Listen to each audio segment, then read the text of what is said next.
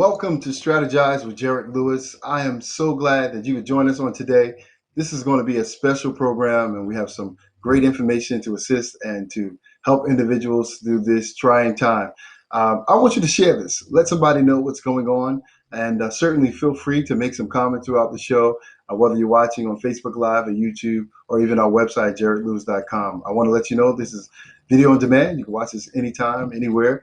But most importantly, I want you to sit back, enjoy yourself, and have fun and learn a lot as we deal with one of the challenging part of life, but we're also here to help you navigating it through. Once again, get ready and let's have a good time.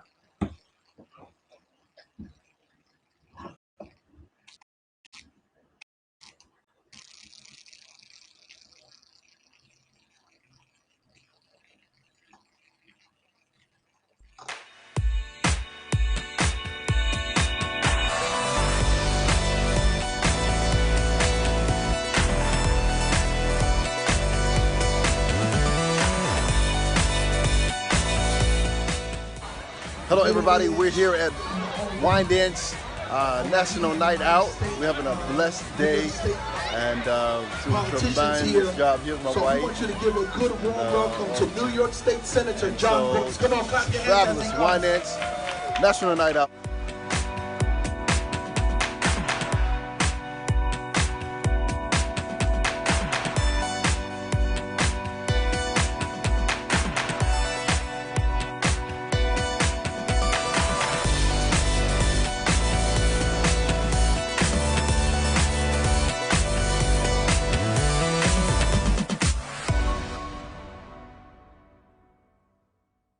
Calendar is now open for virtual ministry. I am available to be a Sunday morning online guest speaker, a midweek Bible study guest speaker via online. I am providing virtual training for men ministries, leadership, and community event. If you're looking for an online presenter, I am available to do classes, webinars, interviews. You can access me through Facebook, Instagram, Zoom, YouTube, and different websites. Connect with me, Jeritt Lewis, on Instagram and Facebook. Also view our live streaming and a video on demand on JerittLewis.com. Hello, everybody. Thank you for joining us for our Focus 40 days of increasing our effectiveness. Today's principle for day number 10 is interaction. We're more interdenominational, we're more ecumenical, we're more inclusive as opposed to being exclusive, because we understand that we have what people need and people have what we need. Understand this, that my mother taught me this principle. Innovation often comes from interaction. And so when we follow Christ's method, how Jesus united us all, he's the greatest example by being a servant leader. We today can also transcend barriers. I want you to think about ways that you can transcend barriers in your circle, your surrounding, and in your culture. Think about it. Write it down. Buy a new book. It starts by serving. It will bless you. Have a great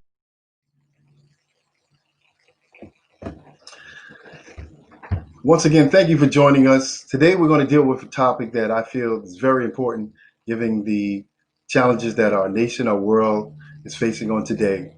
We're going to deal with the topic of ministering and mourning. And we are privileged today to have the Director of Bereavement Services for Good Shepherd Hospice, Miss Mary Beth McKeever.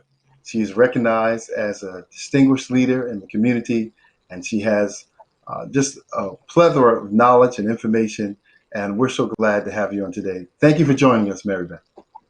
It's an honor to be here, Reverend Lewis. Thank you. Awesome. Well, let's get right into it.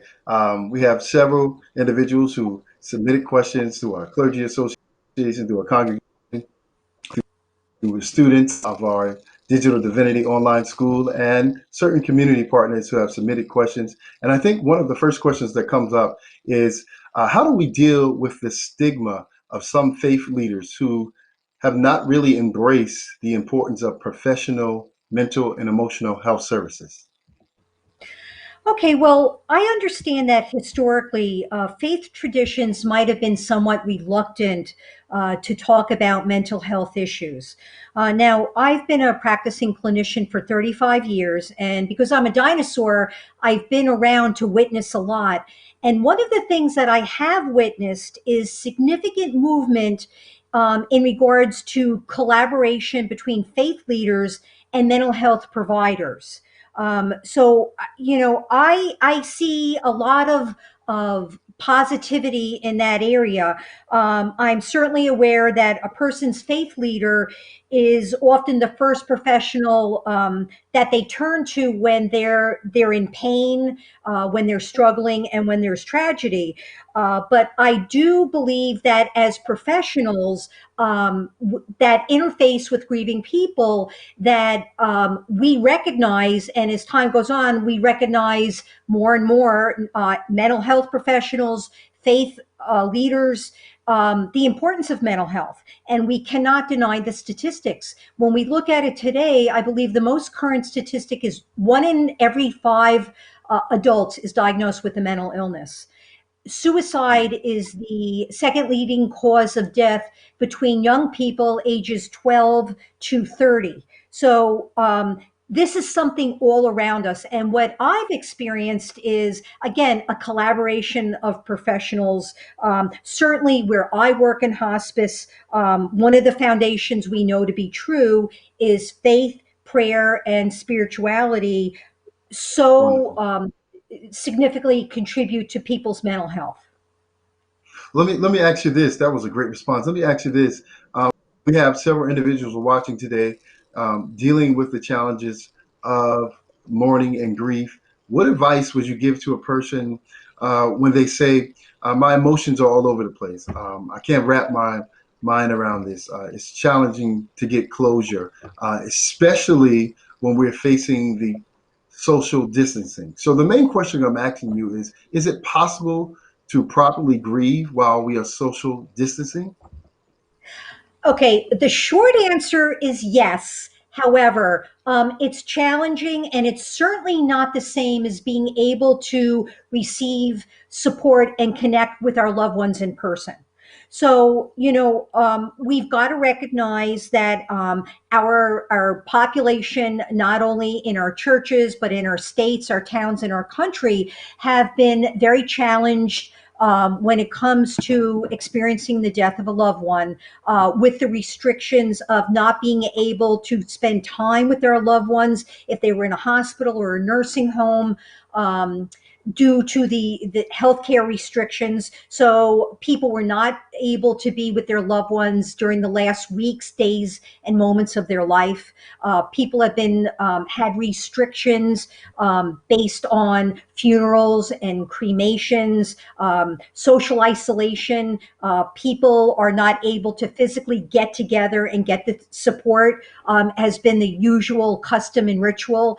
But I can say that I have seen a lot of innovation over the past couple of months with grieving families. I've seen families and individuals think out of the box. There have been hours of phone support. I've seen many grieving families have memorial services. We've assisted with memorial services over social media such as Zoom.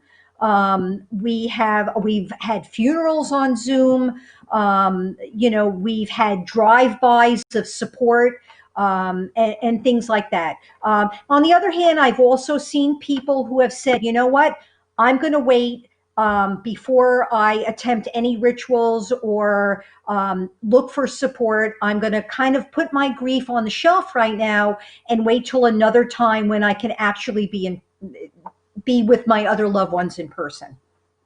I'm glad you mentioned that, and thank you for the wonderful response you gave as it relates to the different opportunities and avenues and creative ways to express your grief.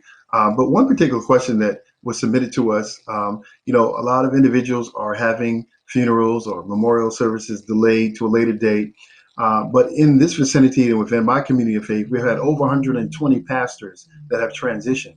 And so there's a challenge when the membership or the community partnerships come back into that building and they don't see that leader. There may be a re-traumatization, there may be a reaction or a trigger. What would you say to leaders or members or family members they have to approach? Right. Well, that's a very difficult situation. And as we had talked before the show, I wasn't aware that there was such a large amount of pastors who have died due to the pandemic. But the first thing that I would say is, you know, call it what it is. I think that it has to be openly talked about and identified within the congregation.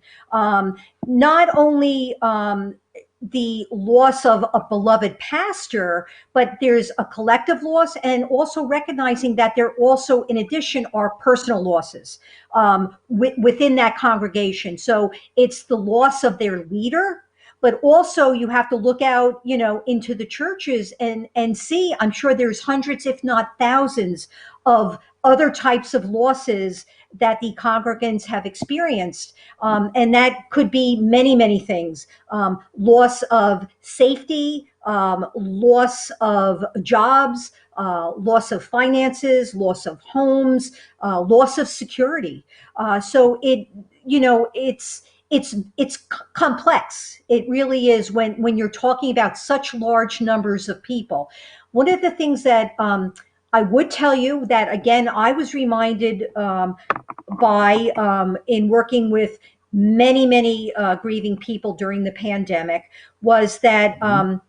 as as a nation, as individuals, as churches, church families, we have experienced loss before in our histories. Some very, very significant loss, and it's important to remember that.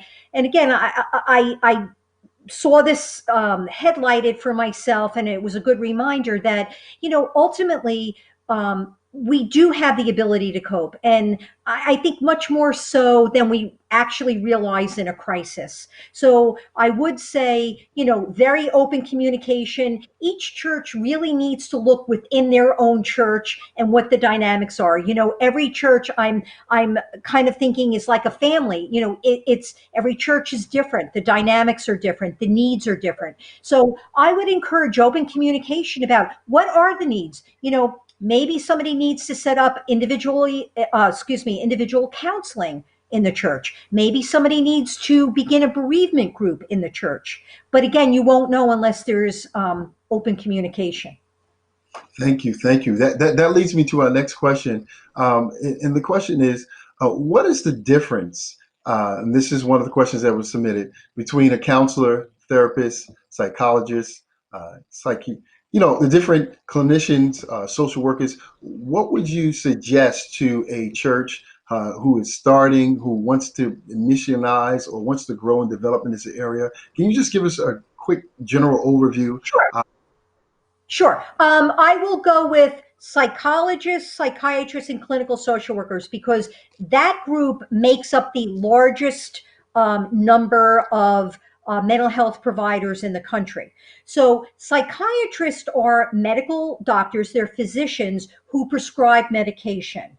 And they prescribe specifically mental illnesses or some type of psychiatric symptoms.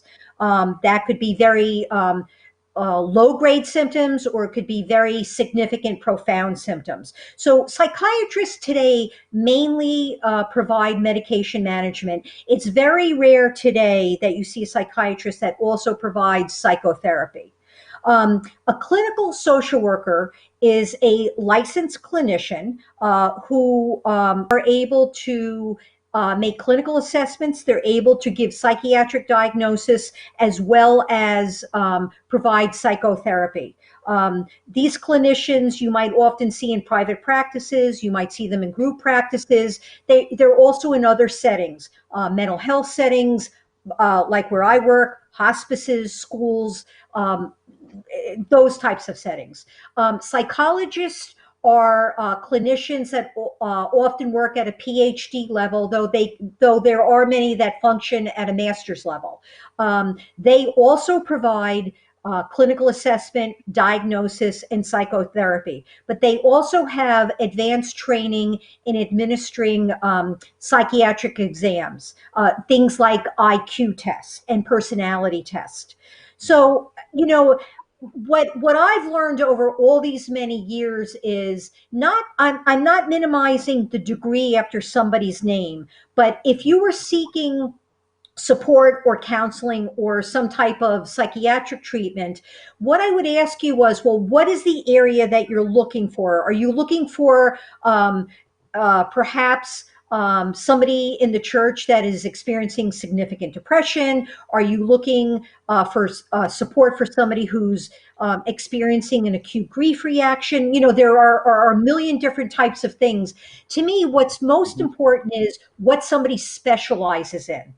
And, often you'll see when you look at people's bios, they'll tell you what they specialize in. So, think about it. You might have a clinical social worker who, in their career, might have seen 10 women who struggle postpartumly. And then you might have a psychologist who happens to specialize in that. That's their area of specialty. And maybe they saw 3,000 people in that population in their career. So, who would you want to go to? You would want to go to the person that has the most training and the most clinical experience in the area that you're looking for. That's a wonderful answer. Thank you so much. I guess I want to close out with this question. There are probably several individuals who need help, need assistance. And as we know, it could be a confidential approach. It's done in private, but certainly we want to make available resources to you or contact. If you can just share your contact information and where you would navigate and direct individuals, I think that would be beneficial to the leaders, students, and the vast audience that is watching on today. Of course, I would be very happy to. My direct phone number is area code 631-828-7628. And my email is Marybeth, that's MARIBETH .McKeever, MCKEEVER at Chisley, CHSLI, that's Catholic Health Services of Long Island.org. And please, I would encourage anybody, if you have any question about resources, do not hesitate to call me. If either myself or my staff can't help you directly, we certainly will help seek out the proper resource in the community.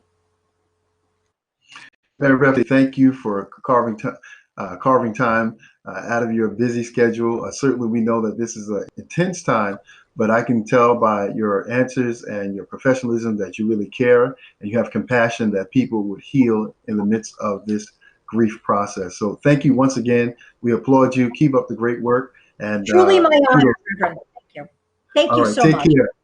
Have a wonderful day.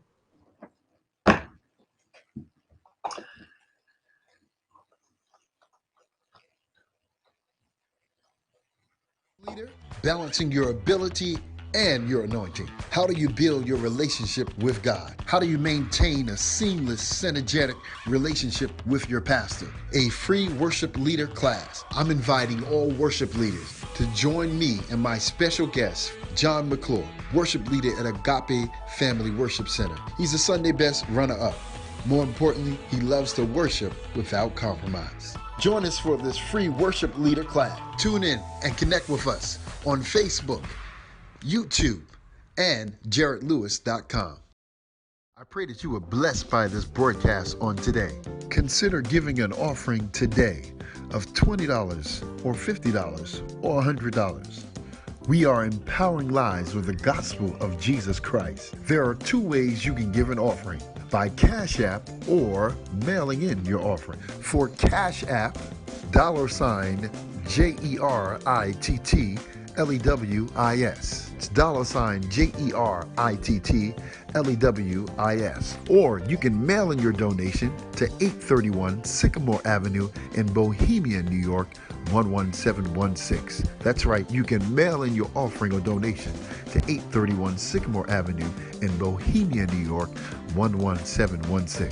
Once again, there are two ways to give. You can give by Cash App or by mailing in your donation. For Cash App, it's $JERITT LEWIS.